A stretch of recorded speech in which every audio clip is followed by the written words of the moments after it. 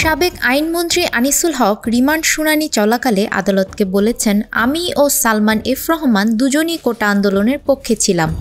আমি নির্দোষ, ঘটনার বিষয়ে কিছু জানি না। আদালতের কাছে ন্যায় বিচার চাই। শুনানি শেষে তাদের 5 দিনের রিমান্ড মঞ্জুর করেছেন আদালত। বৃহস্পতিবার সকাল 7টায় সালমান এফ রহমান ও আনিসুল হককে আদালতে হাজির করে পুলিশ।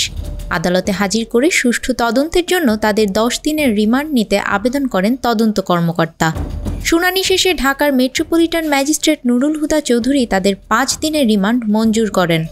রিমান্ড আবেদনে তদন্ত কর্মকর্তা বাড্ডা থানার এসআই রেজাউল আলম উল্লেখ করেন, সালমান এফ রহমান, আনিসুল হক মামলার এজাহার নামীয় 4 ও 5 নং আসামি। এজাহারে বর্ণিত সহিংস ঘটনার বিষয়সহ ভিকটিম মোহাম্মদ সুমন শিকদারকে হত্যার ঘটনা তারা অবগত আছেন।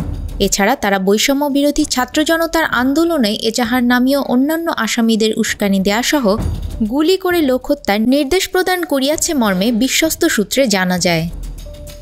এর আগে গত 13 আগস্ট গোপন তথ্যের ভিত্তিতে নৌপথে পলায়নরত অবস্থায় রাজধানীর সদরঘাট এলাকা থেকে সালমান এফ রহমান ও আনিসুল হককে গ্রেপ্তার করা হয়।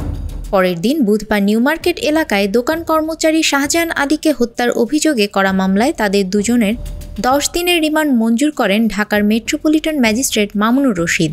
প্রথম দফার রিমান্ড শেষে গত 24 আগস্ট তাদের আদালতে হাজির করা হয়েছিল। এরপর নিউ মার্কেট থানার পৃথক 2 মামলায় 10 দিন করে 20 দিনের রিমান্ডের জন্য আবেদন করা হয়। শুনানি শেষে বিচারক 2 মামলায় 5 দিন করে 10 দিনের রিমান্ড মঞ্জুর করেন। নিউজ ডেস্ক, আমাদের সময়।